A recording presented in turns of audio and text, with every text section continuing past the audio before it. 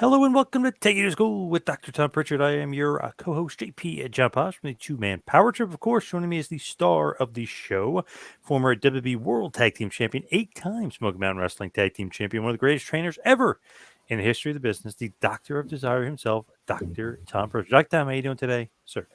Couldn't be better today, John. It is a wonderful day, wonderful night. Things happen for a reason, and that's why we're here. Nice. Sorry for the delay, everybody. My internet just crapped out, and who knows? Speculation. Who's responsible? But the internet was You know what? You crapping know out what? for The me. universe has a hard way of showing its empathy and compassion, and at the same time, it also shows you what you do when you cross Mother Nature, John. So I think there was something that possibly you could look at, see what your part in this whole thing was. Yes. All right, so I've had a good night, as you could tell. Anyway, Yeah. What's going on with the JPWA? man, we had a really good promo class tonight, and I think everybody did a good job. So it's getting hot here. That's the crazy thing is when I tell everybody we don't have air, we don't have heat. The wintertime doesn't seem so bad for them, but summertime, man, it's about to get really hot here, scalding, if you will. Okay, it won't be that bad, but it's about to get hot. 80 degrees, 85, 90. With the promo class, obviously, I think everybody famously knows like Dusty would be teaching promo class in FCW and NXT. Is it that same kind of Yes, mentality? yes, it is. It's having fun, trying to explain how to have a conversation. And not that I know how to have a conversation by any stretch of the imagination, but at least I know how to tell stories. And yeah, it takes time if you've never done that and you have to talk for a minute. A lot of people freeze up and don't know what to do. So, promo class, you have to practice, practice, practice, and practice some more. The only way to do it. When you do that, like, are you the Dusty? Like, are you the guy that's sitting there in charge of what's Well, going who on? else would be? Come on, just 1 second. Yeah, of Yeah. course All I'm the right. All right. Dusty. Yeah, yeah. Hold on. But are you acting as Dusty, like, where he would throw in his little quips and stuff? Are you being the American Dream? Let me just explain this. Yeah. Not only am I the American dream in that reference point, if you will, but I perform as the dream would perform too. I learned a lot from Dusty Rhodes, and he had a lot of fun during promo class, and that's what we're supposed to do. And yeah, I tell stories, and I'll do their promos for them the way I hear it and the way I see it. So yeah, I do the Dusty, and Dusty would have time. Dusty, that's the only way to know how to tell stories is to hear stories, and that's the way Dream did it, man. He was there. I learned so much just by traveling with him. He had such so many experiences, and we went somewhere one time, met him at the FCW, and from the time we got in the truck uh, into the studio and back to FCW again. I mean, he never stopped talking. We never stopped telling stories, and he would tell me stories, and I would ask him something, um, just to hear him talk and just to hear what he'd say next, because you didn't know if it was a lie or not, and you did. I didn't care, by God, not that the American Dream lied, but embellished, if you will. So I embellish on promo class too, and tonight was one of those breakthroughs in the sense that nobody had anything to say until I gave them a story. And some of these kids are staying at a house together. And this is the fifth week. We're about to end our fifth week. John, I had no idea they had a 24/7 championship going on in the house. Really? Right. Of course. And they brought it up at the end of promos today. I said, because I was asked, all right, I'm done. You guys have anything else you want to cut? Any promos? And I said, yeah, I got something to say. And the one guy came up and talked about the 24/7 promo, the 24/7 championship they have going on at the house. So I thought, there you go. You have something to tell me about. I don't care what it is. Just tell me a story for a Yeah. minute where I want to hear it and listen to it. So those are the kind of things that happen when you're sitting around telling stories or giving promos or giving ideas or suggestions. That could be fun or it could be a long, long night. And tonight was, I thought tonight was a very progressive session. I know Ryan Katz took over for Dusty doing promo classes. I know you know Ryan a little bit, or probably know Ryan a little I bit. met Ryan. Yeah, yeah. So I mean, yeah, I think he was having fun too. I wasn't around when Ryan was doing promo classes, Right. but yeah. It was all good. I interviewed him a few weeks ago. He said you have to be comfortable being uncomfortable doing some of the promos. Yes, you do. You have to be comfortable being uncomfortable. You have to basically not really care what anybody else thinks, and hard to do sometimes, but we get there. Topic at hand today, I wanted to talk about Tracy Smothers, your good old buddy Tracy Smothers. What's the first thing that comes to mind? I know you're smiling. What do you think about that crazy MFer? Well, anybody who knew Tracy Smothers would smile when they hear his name. Anybody would. Um, but Tracy is a throwback to that old school mentality, and you had to have back. Man, look, when we grew up watching wrestling, uh, it was number one kind of insane to do that anyway. Not a whole lot of people like wrestling except wrestling fans. And I don't know if you've been maligned as a wrestling fan, but me, Mm. when I was growing up, yeah, you watch that phony stuff. Well, Tracy was a throwback from the old Tennessee guys, and uh, he had a lot of crazy in him, which was good. And he was authentic in being Tracy. He was that big raw bone, I'll bite your nose off kind of guy. and and as insane as it is, it was pretty cool to have people like that around. I thought because you were living in this other um, universe, if you will, with guys like that. You know, the Dr. Jerry Grahams of the world, the Johnny Valentines of the world, or the Ultimate Warriors of the world. I'll throw him in there as far as being lunatics. And wrestling used to have a lot more lunatics than it does now. At least in the big companies, they had to have some lunatic.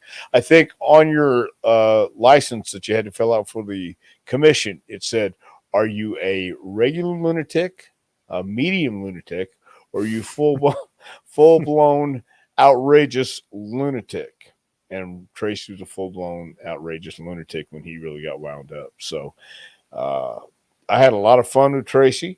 Had a infamous, I guess, infamous, as the Three Amigos would say, means you're even more famous than famous. You're famous than the famous when you're infamous. On the side of the road, grappling the gravel. You know, he was going to kill me. He wanted to hurt me. He wanted to hurt me bad. Yes. Thank God he didn't. So I always smile when I hear Tracy's name. I always do, man. I had a good time. Really good time with him. Ibsen says in prior shoots he said he was a ribber. Was he one in the WWF? Was it just Davey, Owen, and Fuji who were ribbers, or did Tracy pull some big ribs as well? Well, I don't know what Tracy pulled in WWF, but um, Tracy was one of those guys who I guess he might. I don't know if he's really a big ribber or who he ribbed. He might have been ribbing in ECW, but when I was around him in Memphis or uh, Smoky Mountain or in WWE, I didn't see a whole lot of ribbing. But I used to rib him on the way to and from when we lived in Nashville. We would ride together from Nashville to Knoxville, working Smoky Mountain occasionally before we all moved this way. And I would poke the bear, not knowing it was actually, you know, big bad grizzly bear who was wounded. And you know, be careful what you wish for because you just might get it. And that daggone Ricky Morton, he's the one who egged it on. So I don't think Tracy pulled that many ribs. No. No, he might have, but I never saw him. Let me say that. So, I know you're saying the grapple and the gravel, but just give us the. I know we've talked about this before, but give us the real details. I know Ricky Morton's egging it on, but No, what's the real details were this. It was a point in time where Jim Cornette was working with Bill Watts with WCW, and that kind of pissed people off because they felt that he was going to leave and just take the bodies and the Rock and Roll Express over there and kind of leave everything behind. But that wasn't the intent from the beginning. We were the first ones to go over, and he planned on bringing others at the same time, just like he eventually did with WWF. But I forgot what egged it on a couple times in when we were driving from Nashville to Knoxville. Uh, I would say something, he'd say something back, and I would start playing, and Tracy would know if I was serious or not. And Ricky looked back at me one time when we stopped. He said, you're going to piss that boy off one really bad one day. I said, no, he knows I'm ribbon. But then we got to Smoky Mountain. We all moved here, and then we got the deal with WWF going up for SummerSlam. That was supposed to be a one-off deal, and they really wanted Jim Cornette. We knew that, and it just that he wound up where we had a match with Rock and Roll on Survivor Series, and coming back after Thanksgiving, Tracy had been in the territory and potatoing people and accidentally hurting people, not meaning to. It just happens sometimes. You go on a streak, and we got back, and I was being a smartass after we ate at Cracker Barrel, riding with the Rock and Roll Express. Another pair of smartasses, Robert Gibson and Ricky Martin. They were both smartasses. Right. Anyway, but Ricky Martin could dance. Anyway, remember when him and Robert were a team?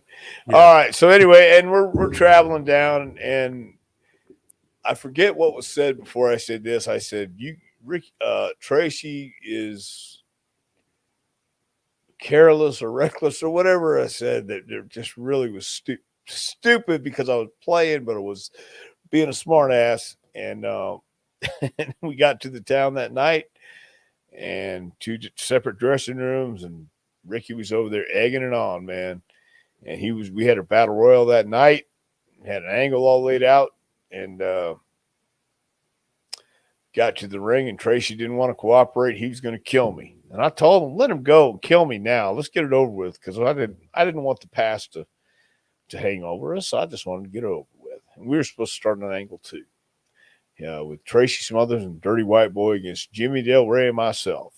And, man, we got to the ring, and Tracy went right after me, and the boys pulled him off.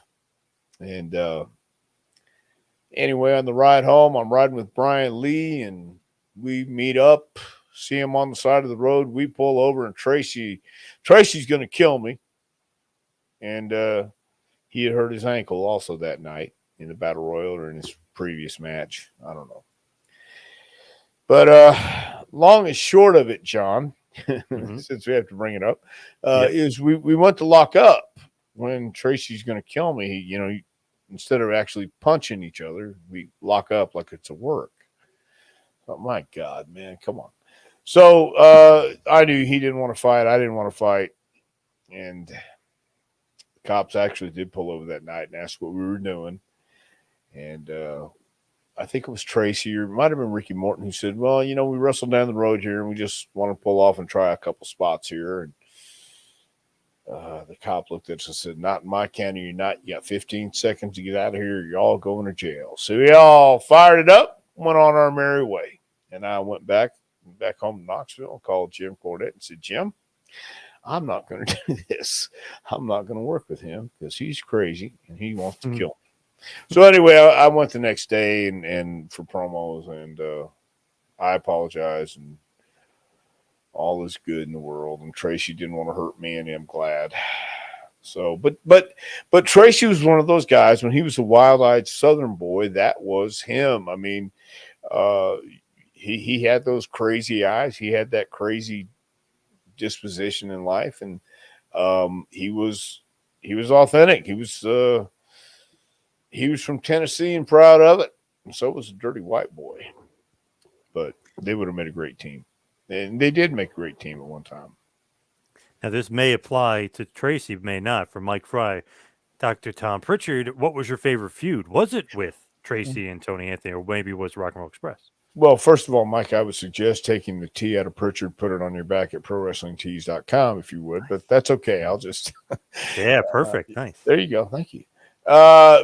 My favorite angle, I think, feud would have to be with the Rock and Roll Express, and because it was a lot of fun, and it was out there just working the towns where you had real wrestling fans who wanted to scream and yell and boo the bad guys, cheer the good guys, and have a good time. And that kind of brought back a lot of memories. Ivan says hi. Hello, Ivan. Nice. Well, Ivan Santos. Yeah. So, and when Tracy came up as Freddie Joe Floyd, I'd never got that one until I found out it was Jack's and Jerry's name.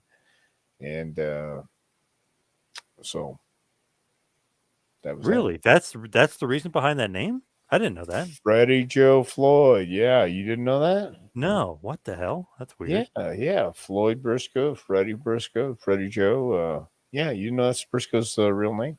Oh, I for some reason Freddie Joe that never clicked. Wow, weird. I thought you knew all these inside. No, Okay. no, damn. Maybe not. That Okay, somehow that missed me, skipped me. I guess. Wow, that's weird. I can't be everywhere all the time. Yeah. So, yeah. Okay. Do you think that Tracy would really have kicked your ass, like in a real fight? Probably. If he was mad enough, I think Tracy could beat anybody's ass, and he sure could beat mine. I didn't want to fight. Didn't want to fight. Wasn't ready to fight. I'm just glad we wasn't ready to fight either. So this guy's wrestling bears here. You know what I mean? Yeah, that's my point. That's my point. He's wrestling bears. He enjoyed it. I don't want to wrestle a bear. I don't want to have it slobbering on me. I don't want to have it leaning on me. It can hurt you no matter what. It can pounce on you. And he liked wrestling the bears. He thought it was funny. He did it backstage. And he would piss the bear off for whoever he had to work with later. Herb? Yes, Herb. Yeah, well, we Herb Simmons last time when we were in Henderson, Tennessee during the night. We had a blizzard. It took me like 11 hours to get home. We sat there telling stories pretty much all night long. And could have told some old Tracy Smothers stories, but I don't know if the statute of limitations are up yet. Well, he passed away. I think you could tell them, no? Yeah, probably. But I mean, it would serve no one. It would serve no one. And I don't think it would do anybody any good. Bill Romanowski. Tracy is in my top 10 all-time favorite wrestlers. I wonder if that's the Bill Romanowski. You think? Who? Bill Romanowski. Yeah, Romanowski? Yeah, you think it's him? Could be. You never know. We have a diverse audience out here. I think we have 15 people listening now. Nice. Yeah. Nice. Yeah, all at one time. Tom, how was Tracy Smothers in the WWF? You were teaming with Skip when he was there in '96. Was he down to earth? And then again, he was asking about the Ribbon of Boys. And stuff no. Tracy was one of the most down to earth people. Wouldn't you agree? I mean, seriously, I think he was pretty down to earth.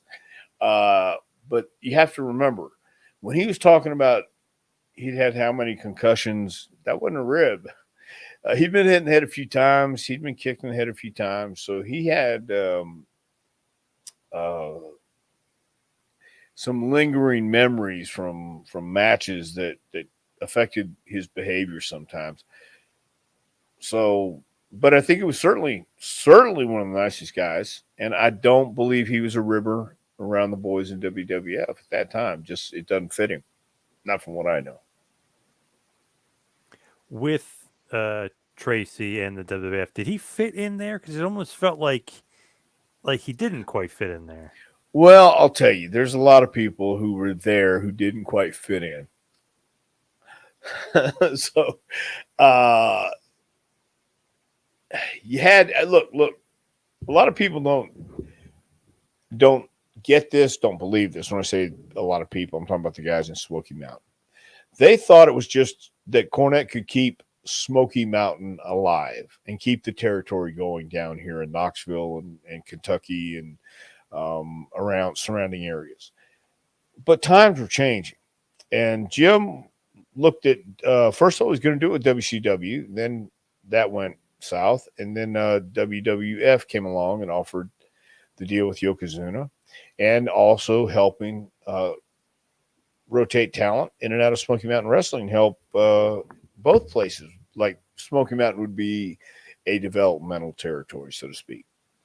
And Tracy and a couple other people would get upset when they weren't figured in, but they were figured in, and they got an opportunity to come in. They got their foot in the door just like everybody else did. We weren't getting any special treatment. You know, it was up to us, but Tracy came in as Freddie Joe Floyd, and then you had TL Hopper and the Goon and some other people, you know, Duke Drosy and stuff like that. So I don't know if they fit in. It was kind of a weird time in between, right before, you know, it was the new generation right before the Attitude Era.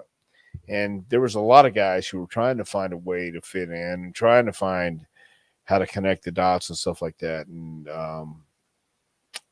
different time, different place. But yeah, I think most of the guys that came from Smoky Mountain or any place else at that time who didn't have anybody pulling for them, you're going to feel out of place. I think, again, the guys that came from Smoky Mountain, like Glenn Jacobs, you know, God, look at the guy. So you had to have something special. It wasn't just because you came from Smoky Mountain they were going to condemn you. You had to show them that you had something they wanted. So obviously you're training guys in 96, or, you know, eventually you're going to be training some guys. Did Tracy ever give some input, or did he ever do some training and stuff with you? Because obviously in ECW, he kind of was the unheralded, Right. or nobody said anything about it, but he would train a lot of the guys before the shows. I don't recall that. No, I don't think Tracy did. He didn't. Trying to think, around 96. That was his Funkin' Dojo in and out of that. He might have gone to. Did he ever go to OVW? I don't know if he did or not, and help out. But I think that was his calling later on for sure, and helping with ECW would certainly make sense. And we're missing a guy like that today. We're missing a guy like Tracy Smothers who knows how to get in there and make you have fun, work around, and not you'll forget. Let me say it like this: I forgot when I would get in the ring with him, and even when we're working, you didn't. John, I have to say this one more time. Blessed Saint. Again, take the T out of Prichard, please, and put it on your back. ProWrestlingTees.com. Yes. They'll help you with that. And anyway, Tracy would make it fun and flow and take you where he felt needed to go. And anyway, he was a lot of fun to work with and train with. I would think he would be a lot of fun to train with. Matt R says, did Tracy have any thoughts on that Freddie Joe Floyd name, or was he indifferent to it? Did he care for the name? I really never heard him say either way. So I think he was happy to be there, and I think he was. I believe everybody respected Tracy when it came to WWE and understood why they needed to change the name. I wish you could tell me, because I never understood. But I think he was indifferent. I think he was happy to be there and do his thing. To me, though, it's like, okay, he would fit, but like the name was so Southern and just so strange that you didn't ever really could take that character seriously. To me, anyway. Now hold on. You just hold it. You just said he was so Southern and you couldn't take it serious because he was so Southern. That daggum Stone Cold Austin, he was Southern too, by God. And so was, but they made him such like jokey, cartoony. Like, you know what I mean? He's not Steve Austin here. I mean, they just made him too cartoony. Well, did they make him too cartoony, or was Freddie Joe Floyd just being too cartoony on his own? I don't know. Maybe. Yeah, I mean, at that time, I think you had to know. And well, thank you, Blessed Saint. Yes, Blessed Saint. Nice. And Blessed Saint. I remember. Anyway, no, I think Tracy was wanting to be too cartoony and just having fun. And by that time, you realized this is what we're going to do, and it was up to anybody who was there at that time to change it. And I don't think Tracy wanted to take do the extra effort, quite honestly, because you had to do a lot of extra effort to get people to notice you, especially when you're from the South, and especially when you're too Southern, especially when all this stuff happens, because that is exactly the attitude that was going on, I'm sure. Speaking of being too Southern, your brother says Vince isn't much for having these Southern guys on TV, like Jim What? Ross being quote unquote too Southern. You know, What? why put them on the roster and do that if Vince really That's doesn't care for the Southern guys? why I ought to. I've never heard that before. This is the first time I've ever heard that. Yeah. No, I know. I think Vince and whoever else and Bruce understands, and JR definitely understands. If you're talented, you're talented. I mean, Stone Cold had a Southern accent, no doubt about it. And there's a lot of guys who were Southern who could get over, but again, it's an attitude thing, and it's a mind game with how you approach what you want. You have to have an idea for who you are. Hulk Hogan had an idea who Hulk Hogan was before he got to WWE. He just got to accent it and turn it up even louder. But he was it was a cooperative deal, and Tracy wasn't figured in, obviously. But I don't know if it has anything about Southern people. That would be kind of crazy because you'd be eliminating a lot of guys out there who could really talk or go. You know, Dusty Rhodes, he was a Southern man, and he made it in Madison Square Garden on many of occasions, if you will. You know, so you could have something to do with it, but at the same time, if you know how to fix it, fix it. Hey, Hogan's a Southern boy too. He's really a Florida boy. Now they pretend he's from California, but he's a Florida boy. Yeah. So that's what I mean. So it's what you make of it, I guess. And Tracy made what he did. With Tracy, like just going all the way back, when did you first meet him? Was it 85 or that era? Was it in Continental? I might have been in Memphis. Whatever run I did in Memphis, whenever I was in Memphis, but around that time. Oh, it was 85 in Memphis. Okay. Yep. Well, I was 85 Memphis. I think I was in Portland in 85. The reason I believe I was in Portland in 1985 is because Van Halen came out with their album 1985, and I remember listening to it on my way to Portland. So was it 85? I don't know. Because you guys were involved in a match in 85. Billy Joe Travis, of all people, and Tracy Smothers defeat you and Pat Rose. Because remember, no, that could have never happened. We never lost in Memphis. Okay, yeah, so it was 85. That's probably where I first met him. And going on that note, Billy Joe Travis, I mean, my gosh, does anybody know about Billy Joe Travis north of the Mason-Dixon line? I feel like they should. They better.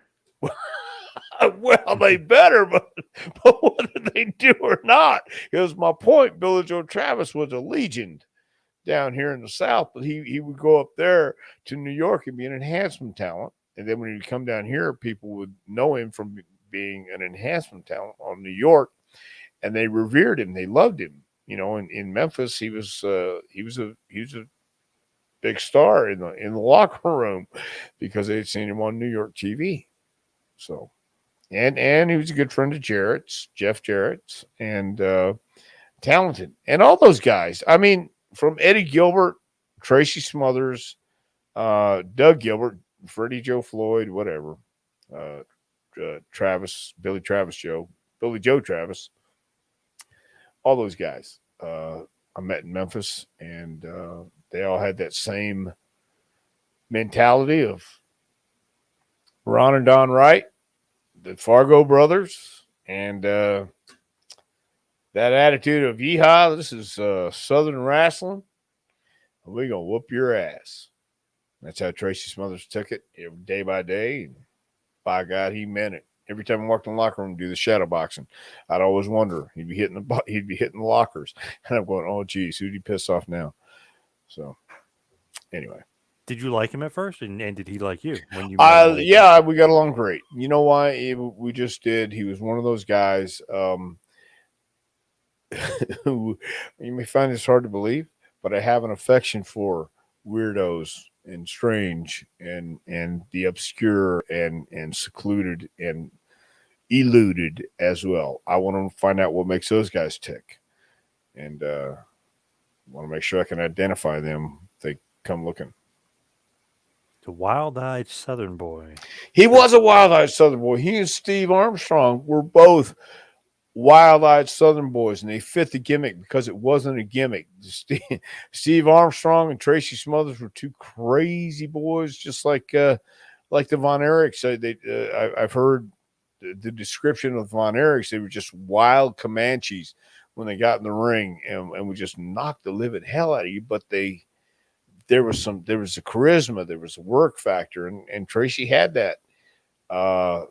At one time when he was coming up, he did have fire. He did have that charisma, and people believed when he got hot, he was about to kick ass. So that's something I don't believe you can teach. You can talk about it and lead someone to watch a guy like Tracy Smothers and learn how to be fiery and learn how to have that passion. But I don't really think you can teach it. You can offer them a demonstration and see if they can finagle it into their character.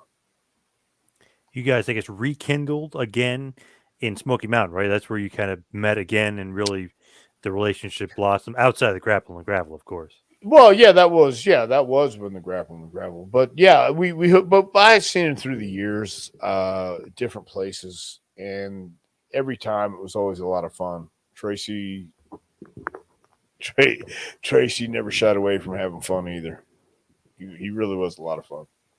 D-Rock, I heard a story about Tracy was ready to take on the police dogs when the police showed up during an event for a disturbance. Have you heard this? No, but that doesn't surprise me one bit. That's come on, I'll beat your dog's ass. Come on. Well, Tracy, come on. Now, wait a minute. I don't think the dog plays fair. I think he's got sharper teeth than you.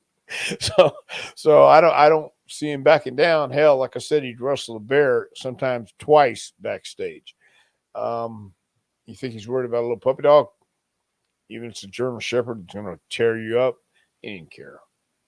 But that sounds like Tracy by all means. Why did he have no problem? Like, for instance, here, which I totally believe this literally falls in line with everything I've heard about him, that he would take on police dogs. Like, why did he want to fight like bears and like?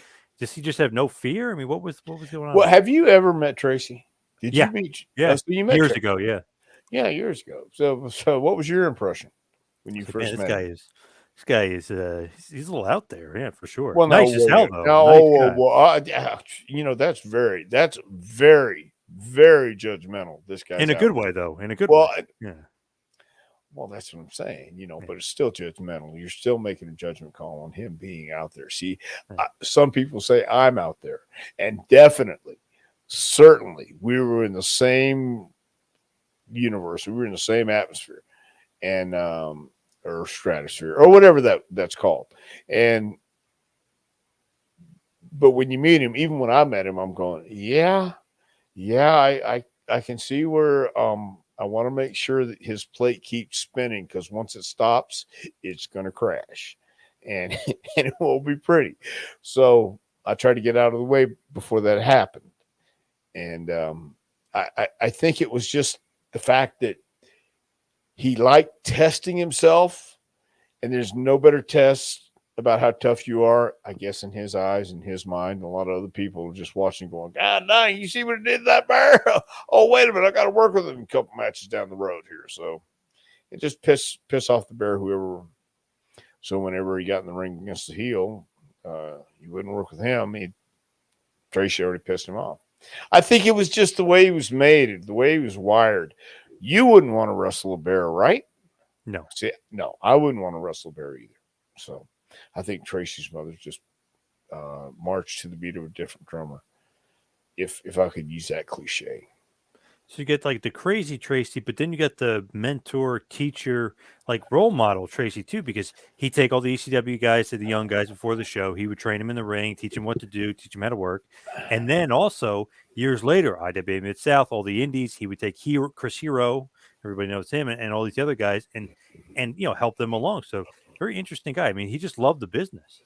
I think you love the business, and I think you have veterans like that. I don't know if there's that many Definitely anymore not. who No. who definitely care about it enough to say, hey guys, come out before the show. You guys want to learn, or can I show you something?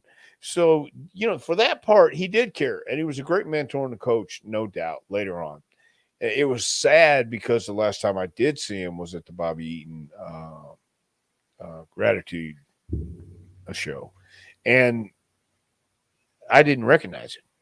So Wow. that was sad. Yeah, that was sad. And I think the cool thing about that though is knowing that he had lived a full life and knowing that he was okay with what was coming down the road. I truly believe he had come to grips with what was about to happen. And I don't know that he never said that to me, but I got that idea. He was walking with a stick, like a big walking stick, like a mountain man would do. And he was Tracy till the end. He just was too sick to do it physically. But he was that guy, yeah, even at the end, I think that was glad he got to do it his way. So I think that says a lot about him too, his character. And uh, I don't know a whole lot of other guys who would take it upon themselves to work with some of those crazy guys in ECW, because while Tracy might have been crazy, you have to admit ECW was a little bit on the verge too of, you know, one of Saturn's rings going Yeah. around Right. way out there. So What do you think, though, is like the legacy of Tracy? Just looking back, is great worker, great career, but also, he's a good friend of yours. So, what do you think overall of Tracy? okay, well, here's one thing that came into my mind years ago, even when I first met Tracy. There was a guy named Whisker Savage in Texas, and Texas has Whisker Savage, Tennessee has whatever, and all the other states have their heroes and their legends and mythological creatures, I guess. And Whisker Savage was one of those guys who would come downtown to Houston, in the 30s and 40s, barefoot with his pig, and people would buy into it because he was authentic. He was an authentic mountain man. But his name was Ed Civil. He was an ex-boxer, and they found him, and he'd been to Oregon, been a few places in the Northwest, and they finally found a gimmick that he could fit into. I think the legacy of Tracy Smothers is he was that guy. If you think of Tennessee wrestling, yeah, you got Lawler, the Fargos and the Fabs and um, the Wrights and things like that. But add to that Tracy Smothers. He's in that list. He's on that list of guys who uh, man, I remember he wrestled a bear not once but twice backstage. Those guys who still remember seeing him do that and being, yes, you asked earlier, was he fearless? I think he was. I just really think he didn't believe there was anything in this world to be afraid of. Um, they can't eat you. No, but nobody gets out alive. So he just accepted the fact. And if it was that day that he wrestled the bear backstage that he was going to have to leave, as in die, he didn't care. That's how he approached it. And I think that's how a lot of people go through life and approach it with no fear whatsoever, man. What's going to happen is meant to happen, and that's the way to look at it. I think even until the end, when Tracy he got really sick and had to go back in the hospital. Um, Nobody knew how serious it was. I don't think Tracy knew how serious it was, and was just ready for the inevitable to happen. I think his legacy is that he finally came to grips with it and understood that this happens in life to people, and he was one of the people that was what was going to be his legacy. He faced it throughout and did what he could do up until the time he couldn't, and he's fondly remembered today because of it. Did you enjoy working with him and wrestling him? Because you did say he potatoed some guys and was a little stiff. Did you Listen, there were times when, when I didn't want to work with him because he could be a little rambunctious, and that's okay. But other times we had great matches, and he pile drived me through a table in Knoxville. It's out there. It was Jimmy and I against Tracy and the White Boy, and we had a spot set up to where Tracy was going to, or White Boy was going to shoot me into Tracy, give me a backdrop on the table. It's supposed to break. Didn't break. I just slid right off. And so we needed a big spot. And Jimmy comes around and says, we need something. And Tracy just took it upon himself. The intuition right there was pile driving me through the table. And we broke it. And this was before you gimmick the table and stuff like that. So I enjoyed that. He was safe there, and he was safe most of the time. But we all get rambunctious sometimes. We all throw potatoes. So for the most part, though, I really did. I enjoyed working with him. Let's take some random questions here. Sean Bender, any word on Wyndham returning to the ring? I know he's not talking about Barry Wyndham, even though I was hoping he meant Barry Wyndham, but he does not. No. I have not heard. And I got to tell you this, too, on that. I respect Wyndham Rotundo incredibly because he's doing it his way. And when he doesn't feel it, he's not forcing it. And more power to him. But I have not heard anything as far as he's concerned, returning to the ring. Interesting, though, with him, do you think that he's bound to come back to WWE because he's not working AEW, he's not working Impact, he's not working anywhere? I know he's trying to do some movie stuff. Does that mean he's on his way back to WWE? Not necessarily. The thing about him, speaking of Wyndham, is he certainly lives by his own rules and marches to his own beat. And he's done that for a while now. And I've always said anybody who gets a tattoo of something, puts it on their body, that's demonstrating how passionate and intense you are about that, whatever it may be. And he's been that way for a long, long time. He's a lot deeper than people think. But he also knows that the world's a work. so he gets it when I feel, this is just my opinion, but I think he gets it when life's not meant to be taken that seriously. And he made some good money. He did some good things. But if you're not having fun doing it, all the money in the world doesn't really mean anything. I truly believe he feels that way. And well, I've heard the expression, money can't buy me happiness, but I pull the boat right up next to it. Great. But I think Wyndham's got other priorities in life, and he's going to do what he feels is right for him and his family.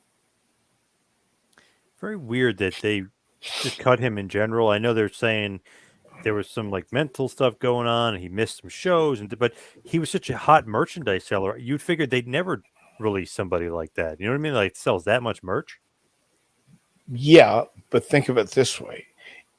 Again, if you're not happy or you're not feeling it, and all of a sudden happy to go, maybe, yeah. If you're not feeling what's happening in whatever they want you to do or what you're doing, and you just can't you're not living the way you want to live.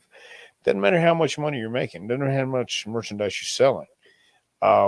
If you don't want to be on the road every day, or you don't want to do personal appearances, or you don't want to do other things, or something happened and you just go, man, I respect the hell out of people who can walk away like that. I respect the hell out of people who can say, I've got all this equity built up and I'm a hot property right now, but I'm not digging going out doing these late night shoots or the early morning shoots or these appearances.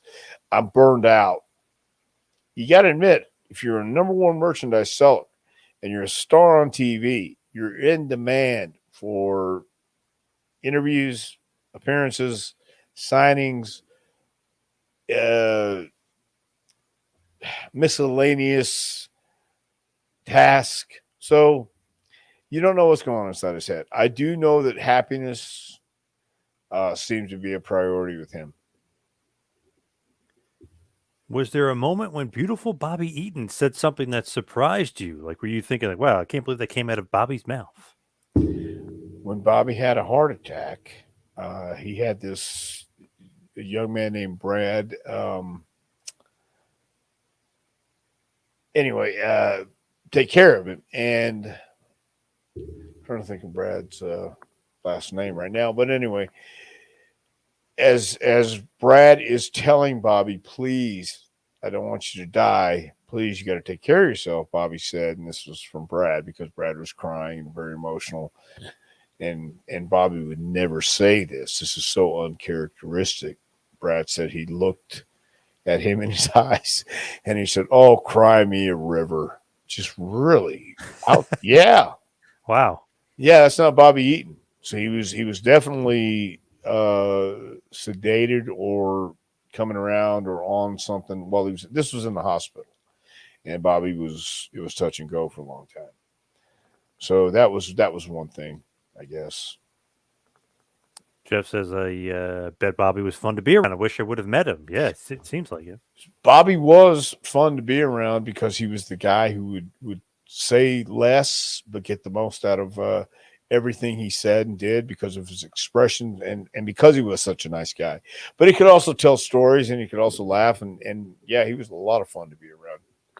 That one night, real quick, Bobby Eaton, Ricky Morton, and myself were driving back from a town, and we were in Bobby's car. His lights went out, so we're still driving with the parking lights. His main lights, headlights went out, but he had parking lights, and we're driving down the road, playing the wrestler's name game. You know how that works, right? Isn't that something with the last name, and then you have to in the first name and all that stuff? Well, Ricky Morton is cheating left and right. And we'll go to a name. He goes, Ricardo Gonzalez. That's not a name. Yeah, man. I worked with him down in Texas about, okay. And that happened about 5 times. Like, no, we haven't heard of this. But Ricky kept going. And it was, Bobby kept calling him saying, bullshit, bullshit, bullshit. But it was funny because Ricky cheats and we knew it and we let him cheat. That's Ricky for you. Yep. It is Ricky for you. Thank you. This is live, Eric Todd. Yes, Eric Todd. It is live. Yes, that is true. It's live. Yes. I worked with Bob Eaton a few years ago for Midnight Express reunion. I brought in Cornette, Condrey, Lane, Eaton, the whole and Yes. Ricky and Robert, all the crew. But Bob Eaton is so funny. I'm like, oh, Bobby. I go, no offense to the rest of the guys. I said, you're the best. He's such a good worker. Man, he got so shy and so humble. He goes, no. He goes, tell those guys.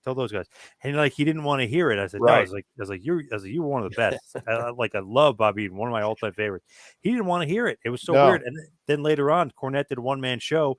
Bobby showed up, and he's like, Bob Eaton, everybody, and like he's like, no, Jimmy, no. Yeah, too humble. Yeah, that was Bobby, and that was Bobby all the time. It really was, man. And yeah, I haven't met anybody like him since then or since. Such a smooth worker. Oh, here's a good question for you. Here, look at this from Channel Now. What do you think of Disco Inferno? Wow, that's a good one. That's a good one. I've met him. I think I know once, and that was at TNA when we went down for a top secret tryout that didn't really happen. But I won't get into that right now. I like Disco Inferno. I think he's a great character. I like the gimmick, so I like it.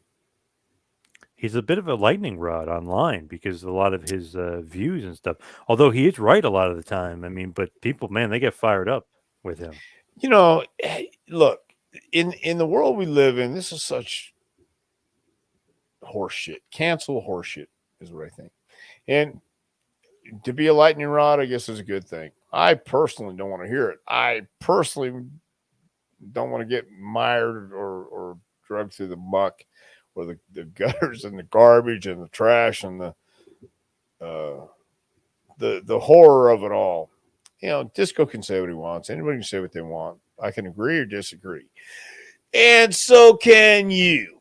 But I don't care what you think because it's my world. I'm living my life. That's what I would say to disco if anybody asked. One of the greatest workers can make anybody look good without being a detriment to himself. Wow, that's high praise for Disco there. Wow. I agree.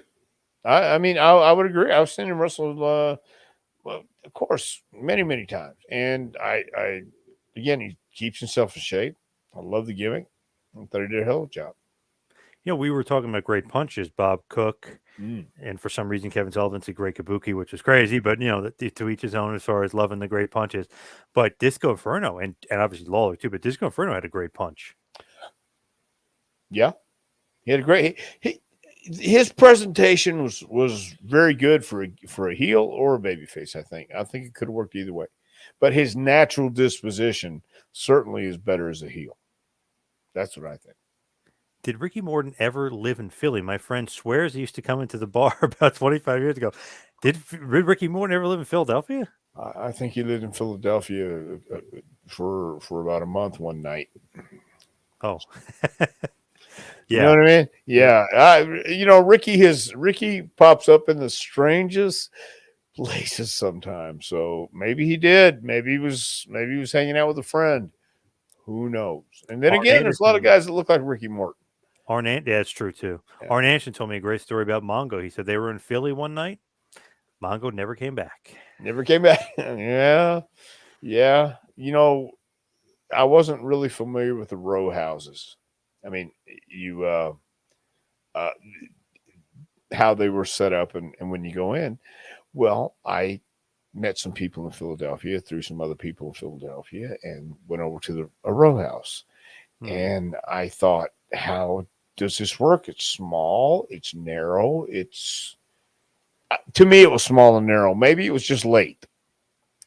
I don't know, but I could see how you could get lost. Is my point in Philadelphia and never come back. Of all the things I've ever lost, I miss my mind the most. Yes, I like Yes. that. That's a good line. Yeah. Road Yeah. Warrior had a great punch. Look at that. Anthony throwing a little bit. Well, yeah, they did. The Road Warrior Hawk and Animal, they both, but they really didn't need to punch because if they punched you, you should be dead or at Right. least knocked out. So that's kind of where you lose me there. There was a good question in here from Herb. Oh, here it is. I found it. Interesting. They're having the Bruiser Brody Memorial coming up on May 14th. Tell us a Bruiser Brody story, and what did you think of Frank Goodish? Okay, so uh, that was during the time when I knew Brody, when I was just breaking in and flying from Hobby Airport in Houston to Dallas with Mark Lewin. It's like $25 for a flight. So Mark and I flew. Uh, Frank met us with some friends at the airport to take us to the show. Always a nice guy, always a pro. I don't really have any. I don't really have any stories that. I don't have any stories that I could really say, "Hey, man, this is what we did," and I knew him like the back of my hand. I was just in the locker room with him, and um, a few casual conversation with him and Mark. But you got to admit, he was one of a kind, and we don't have those guys anymore either. That's a shame. True. Yeah. JT88. Was Dusty Rhodes ever in decent shape in his younger days? I want to say yes, but I know Yes. you'll know for sure. Well, yes, definitely. And if you watch some of his younger stuff, man, you can see he really moves. He was always a big guy, but he was in better shape, obviously, in his younger days, and he could uh, very move very well for a guy his size, actually. I think that Dusty, even though being out of shape, quote unquote, or bigger, in the 80s, I think he could still, wrestle an hour if he needed to against a Flair or Harley or whatever. I mean, he could still go. Bless you. He could still go, even though he was bigger. Yes, but and again, working an hour, I think is more mental than physical, and you don't learn that until after you do it, and you just breathe. You got to breathe, and part of it is if you're in there and nobody know, and you're in with somebody who's never done an hour, they don't know how to breathe yet. They haven't been through it yet. You have to understand.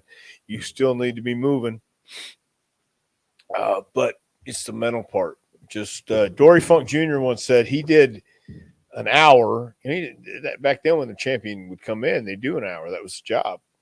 And Dory would break it up into 4 15-minute matches. So he knew where he was going. He knew because they would call the times out or get the referee let him know how much time's gone by. He knew where to bring the heat up, knew when to calm it down, knew when they were going to the last 15 minutes of the match. And you need to have, if you go on Broadway, you need to have it where there's some excitement or drama at the end. And, the NWA champion had to know how to work with everybody and anybody.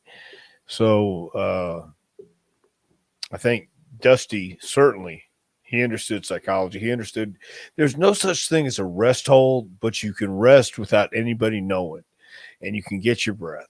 And guys like Dusty Rhodes and the Funks, the Briscoes, man, different business. But I admired those guys so much, especially once I got in the business and found out before the match, Jack Briscoe or Harley Race is a world champion. You think they'd be doing squats or push-ups or whatever, and they're taking 2 puffs of their cigarette, put it out, do 1 jumping jack, and say, all right, I'm ready to go. Like, what? And then they go out and do an hour. And here's Harley Race at 265 pounds, taking these backdrops, taking these bumps, and then breathing. Yeah. That was something else that the guys used to do years ago too. Just for what reason, I don't know. But deceivingly in shape were guys like Dusty Rhodes and Harley Race, and a lot of those guys back then. You look at them and say they couldn't go 2 minutes, and they're going an hour Broadway. Take one final question, almost a comment here from Joey Streets. I think the problem with today's pro wrestlers is that aside from a handful of guys, they just don't have the legitimate tough guy edge that they had in the 80s and 90s. Well, also, it really is a different culture. Back then, you could sell it as this is the toughest guy in the area. Jerry Lawler's the toughest guy in Memphis. Bruno Sammartino was the toughest guy on the East Coast. He was the world champion. Vern Gagne in Minnesota. But that was when you had the regions and territories. And it was a different I keep saying it, but it was a different culture in the business. It was a different mindset. And you've always had short guys. You've always had smaller guys. But they had to work. And everybody had to work for recognition and a spot wherever they had it. In the 80s, actually before the 80s, the 70s, it was a bigger guy as a wrestler. And people would say, if you weren't this size or you didn't look this way, nobody could buy you as a professional wrestler. And I think it was in the 80s when that really started to change, and so did the world. And it was a youth movement. I remember them saying it was a youth movement when Dory Funk Jr. won the belt when he was 28 years old.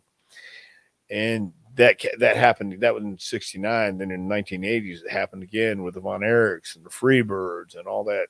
That was taking place. So as you got into the mid 80s and 90s, do away with the commissions. This way you don't have to, nobody has to pass any test or physicals or anything like that. You can open up your own company, and you can get a ring and be the top star. So that also added to the issues of not having guys who look legitimate or guys who really took it at least serious enough to make a living at it. let's head to your book, A Pro Wrestling Curriculum Advice, Suggestions, and Stories to Help the Aspiring Pro Get to the Next Level. Dr. Tom, where can I get the book? You can get that book at our website at jpwrestlingacademy.com. It's on the front page. Just click the book. It'll take you right to Amazon. You can order it at jpwrestlingacademy.com. Of course, you can go to Pro Wrestling Tees, ProWrestlingTees.com, go to the JPWA store, or go to the Dr. Tom store. Love the Dr. Tom Wanted Dead or Alive shirt. That one is awesome. Of course, you can check me out at Two Man Power Trip on Twitter and Instagram. Also, you can follow Dr. Tom on Twitter at Dr. Tom Prichard. Check out my website, tmptempire.com. Dr. Tom, what else you got going on? Man, we got the seminar taking place this Friday in Lancaster, Ohio. I'm coming up to Deptford, New Jersey, I think the next week, right? Yes, sir. Yeah. Okay. So another seminar in West Virginia coming up in a few weeks, and we're staying busy. It's going to be a busy summer. Nice. Great stuff as always. Thank you, everybody. Thank you, Herb. Look forward to seeing you soon. Yes. And Dr. Tom from D-Rock, he will be back every week. We'll be taking some more of your questions right here. So thank you, everybody, for listening. We'll be right back next week for a little Take You to School with Dr. Tom Pritchard. We'll see you next week.